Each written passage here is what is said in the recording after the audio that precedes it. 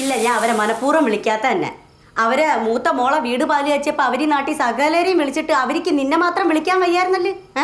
അന്നേ ഞാൻ തീരുമാനിച്ച തന്നെ, നമുക്കിവിടെ എന്തെങ്കിലും വരുമ്പോൾ അവരെ വിളിക്കൂലെന്ന്. അവരെ എന്നെ വിളിക്കാത്തതിന് നീ കാണിക്കണ എന്തിനേച്ചി? ഇതാണ് ഞാനൊരു കാര്യം പറയാം. നീ വിചാരിക്കണ കണക്കത്തെ സാധനമൊന്നും അല്ലേ ഗിരിജേക്ക. അവരെ നിശ്ചയം വിളിച്ചില്ലെങ്കിൽ ആ വാശിക്ക് അവർ വേണമെങ്കിൽ ഈ കല്യാണം വരെ മുടക്കാൻ നോക്കും. ആഹാ, അത് കൊള്ളാല്. അങ്ങനെ വല്ലോളം മുടക്കാൻ നോക്കിയാൽ മുടങ്ങണ കല്യാണം അല്ല ഇത്. നീ സകലരെയും വറപ്പിച്ചിട്ട് കല്യാണം നിശ്ചയമൊക്കെ നടത്തിയാൽ ഞാൻ പറയാനുള്ളത് പറഞ്ഞു. നീ ഇനി എന്തൊക്കെ പറഞ്ഞാലും ഞാൻ അവരെ വിളിക്കൂല.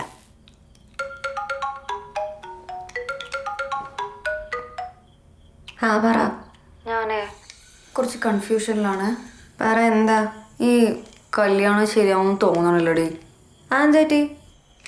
അഖില് എപ്പോഴും ഒരു ഓവർ ഇതാണ്, എല്ലാത്തിനും കുറ്റമാണ് എന്നെ. ഞാൻ ഇന്നലെ അടുക്കളയിൽ ഉള്ളി ഒലിച്ചുകൊണ്ടിരുന്നപ്പോൾ എന്നെ വിളിച്ചിട്ട് എന്ത് ചെയ്യണമെന്ന് ചോദിച്ചു. ഞാൻ പറഞ്ഞു ഉള്ളി ഒലിക്കണമെന്ന്. അത് ഭയങ്കര കുറ്റമായി പോയി. അവരവിടെ ഒന്നും തൊലിക്കണമെന്ന് പറയില്ല, തെറിയാണെന്നത് അവിടെയൊക്കെ.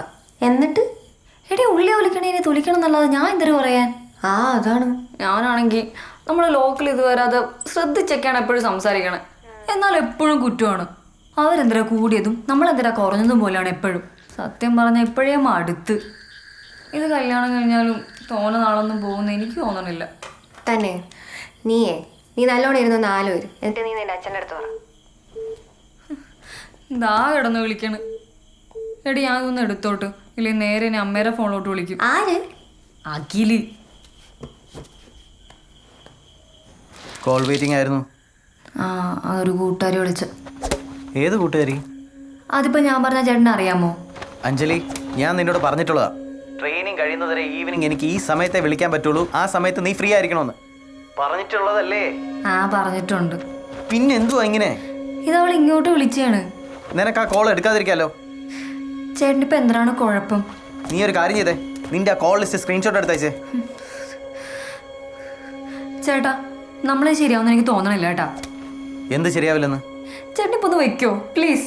ഞാൻ കോളൊന്ന് കട്ട് ചെയ്തോട്ടാ, ഞാൻ കുറച്ചു തിരിച്ച് വിളിക്കാം. എന്താ? ഹലോ,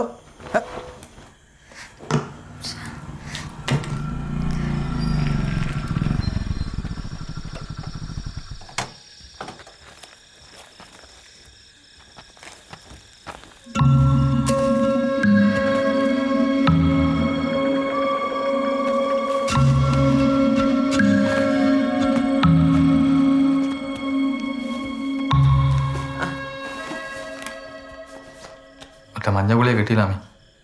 അത് 2 ദിവസമേ കൊണ്ടുവരാ.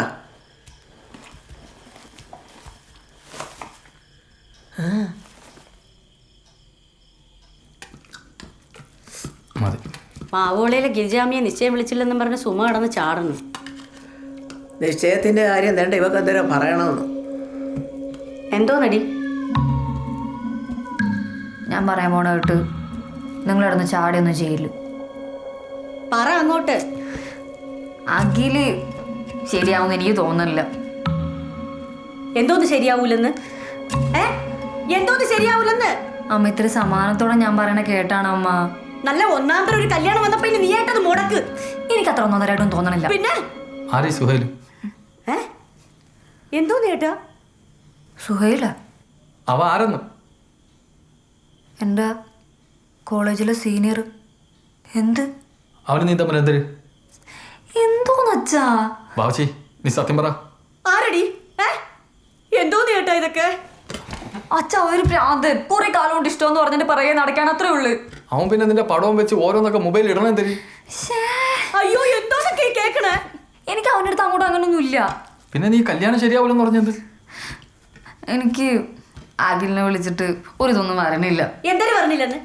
നിനക്ക് എന്തിനു പറഞ്ഞില്ലെന്ന്? കൊല്ലു തന്നെ ഞാൻ. ആരടി ഈ ജുനൈദ്? ജുനൈദല്ല, സുഹൈല്. എടി പെണ്ണേ, നീ എന്തിനാണ് അവിടെ തോളത്ത് കയറണത്? അവക്ക് പറയാനുള്ളതും കൂടെ കേള്. അപ്പൊ അമ്മയും കൂടെ അറിഞ്ഞോണ്ടാണിത്.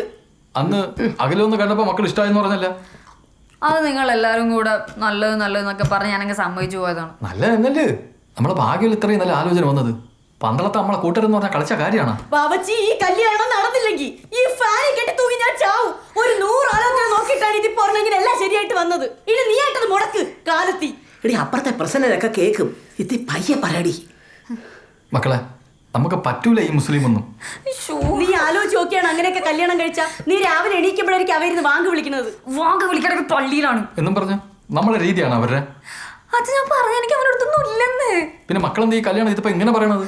അച്ഛ അങ്കിൾ ഭയങ്കര ടോക്സിക് ആണ്. ഇന്ന് എന്നെ വിളിച്ചപ്പോൾ എൻ്റെ ഫോൺ ബിസിയാന്ന് പറഞ്ഞിട്ട് എൻ്റെ കോൾ ഡീറ്റെയിൽസ് സ്ക്രീൻഷോട്ട് എടുത്ത് അയക്കാൻ പറയണ്. ആരാ ആള്?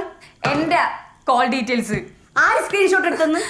ഒന്നുമില്ല മക്കളെ, ആണുങ്ങൾ ഇങ്ങനെയൊക്കെയാണ്. അകലിന് മക്കളെ ഇഷ്ടമുള്ളതുകൊണ്ടല്ലേ ഇങ്ങനെയൊക്കെ ആകുമ്പോഴല്ലേ ഒരു കുടുംബോട്ട് മുമ്പോട്ട് പോകാൻ പറ്റണത്. അച്ഛൻ പറയണ കേൾക്ക്. അവൻ്റെ ഫസ്റ്റ് പോസ്റ്റിംഗ് തന്നെ എസ് ആയിട്ടാണ്. അപ്പോൾ അവ ഏത് റാങ്ക് വരെ പോകുന്നൊന്ന് മക്കളൊന്ന് ആലോചിച്ച് നോക്കിയാണ്.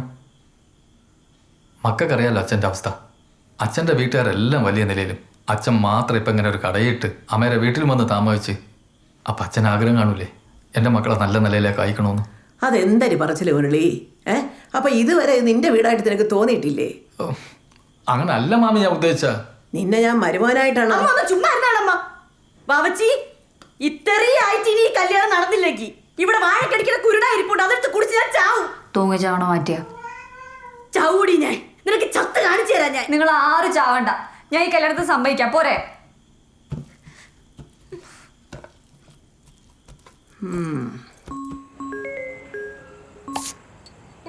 എന്തിന്റെ കഴപ്പ്? നീ എന്തിനാ അഞ്ജലിയുടെ പിക്കൊക്കെ വെച്ച് സ്റ്റാറ്റസ് ഒക്കെ ഇട്ടത്? എങ്ങനെയാണെന്നൊന്നും എനിക്ക് അറിഞ്ഞൂടാ. അവളെ അച്ഛൻ വീട്ടിൽ നല്ല സീനാക്കിയിട്ടുണ്ട്. അവളാണെങ്കിൽ അവളെ കെട്ടാൻ പോണോനെ കൊണ്ട് തന്നെ സഹിക്കാൻ വയ്യായിരിക്കും. അപ്പോഴാണ് അതിൻ്റെ ഇടയ്ക്ക് നീ ഉണ്ടാക്കണം. അവനെന്ത് കുഴപ്പം? അവൻ വേറൊരു സൈക്കോ. അപ്പൊ എനിക്ക് ഇതിൽ ഇനിയും സ്കോപ്പ് ഉണ്ടടി. സ്കോപ്പ് നിന്നെയൊക്കെ അടിക്കാൻ ആളില്ലാത്തോണ്ട് നീ എന്ത് തോന്നില്ല ഇങ്ങനെ. എടി ഞാൻ PSC ലിസ്റ്റിലൊക്കെ വന്നില്ലേ എന്നും പറഞ്ഞ് അവക്ക് എത്തി എന്നെ പ്രേമിച്ചാന്ത്. എനിക്ക് എന്തൊരു കുറവ്. നിന്റെ അടുത്തൊന്നും പറഞ്ഞിട്ട് കാര്യമില്ല. അളിയ ശക്തി. അളിയ, ആ സാഹചര്യങ്ങളെല്ലാം നിനക്ക് അനുകൂലമാണ്. നീ ഇപ്പോൾ ഒന്ന് സ്ട്രോങ് ആയ അവൾ വളയും. ഞങ്ങളൊരു മതം അല്ലെങ്കിൽ ഞാനുള്ള വീട്ടിൽ പോയി ഞാൻ പെണ്ണി വെച്ചേനെ. അവക്കൊണ്ട് ഞാൻ മതം മാറിയാല. നീ മതം മാറിയിട്ട് എന്ത് ചെയ്യായി? എടാ, അവളെ വീട്ടുകാർ അവളെ നിനക്ക് കെട്ടിച്ചിട്ടെങ്കിൽ നീ അവളെ ജാതി ആവണം. ഓ ജാതിയും മാറാം പറ്റൂലത്. അപ്പൊ എന്ത് ചെയ്യും? എടാ, നീ ഇമോഷണലി വർക്കൗട്ട് ചെയ്യും. അവളെ വീട് എവിടെയാണ്? വീട് എനിക്കറിയാം. അവളെ കല്യാണം എന്നറിഞ്ഞ അന്ന് മുതൽ നീ ഇവിടെ കിടന്ന് കരഞ്ഞു മെഴുവണ ഞാൻ കണ്ടോണ്ടിരിക്കുകയാണ്. ഡാലയാ, നാളെ നമ്മളവളെ വീട്ടിൽ പോയിരിക്കും. വീട്ടിൽ പോയിട്ട് പെണ്ണിട്ടെ ഇത് പെണ്ണ മട്ടമ്മ ശക്തി ഇരിക്കടാവും കൂടെ.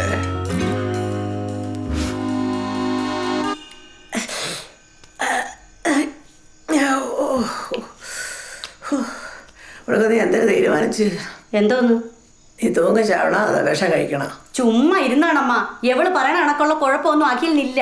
ആര് പറഞ്ഞ കുഴപ്പമില്ലാത്തത്?